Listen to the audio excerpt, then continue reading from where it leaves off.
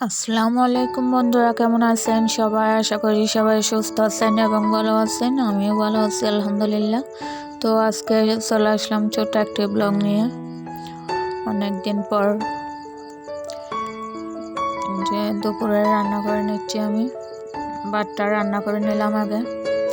আজকে আমি রান্না করব চিংড়ি মাছ দিয়ে মূলার তরকারি অনেকেই পছন্দ করে না, বাট এভাবে রান্না করলে খাইতে কিন্তু অনেক ভালো লাগে।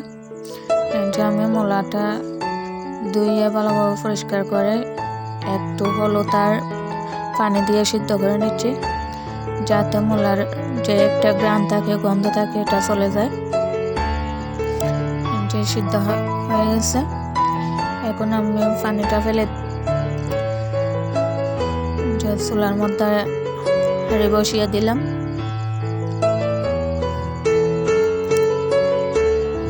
দিয়ে দিলাম তেল।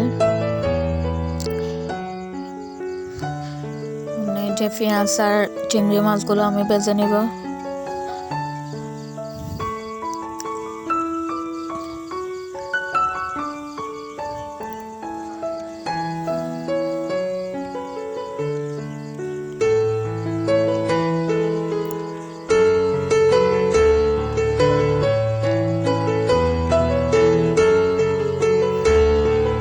চিংড়ি মাছ আর পেঁয়াজগুলো একসাথে ভালোভাবে ভেজে নিব।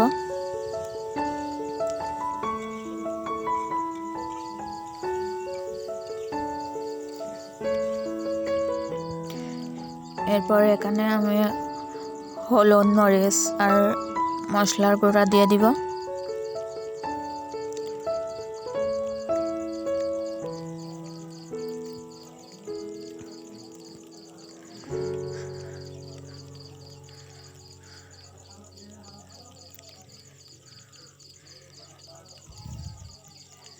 চিংড়ি মাছ দিয়ে মূলা রান্না করলে আমার কাছে অনেক ভালো লাগে খাইতে। কার কেমন লাগে জানি না, অনেক মজা হয় এভাবে রান্না করলে।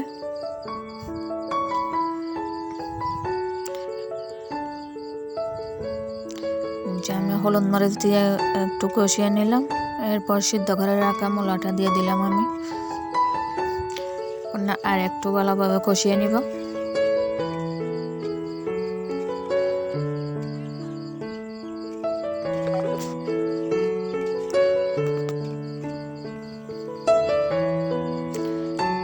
এর মধ্যে অল্প একটু পানি দিয়ে দিব, যেহেতু এগুলো আগেই সিদ্ধ করে নিয়েছি, তাই বেশি পানি দেওয়া লাগবে না, অল্প একটু পানি দিলে হয়ে যাবে।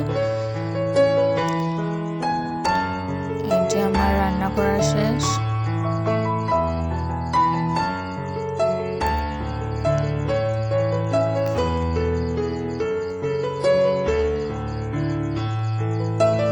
আজকের ভিডিওটা এ পর্যন্ত। আশা করি সবাই ভালো থাকবেন, সুস্থ থাকবেন।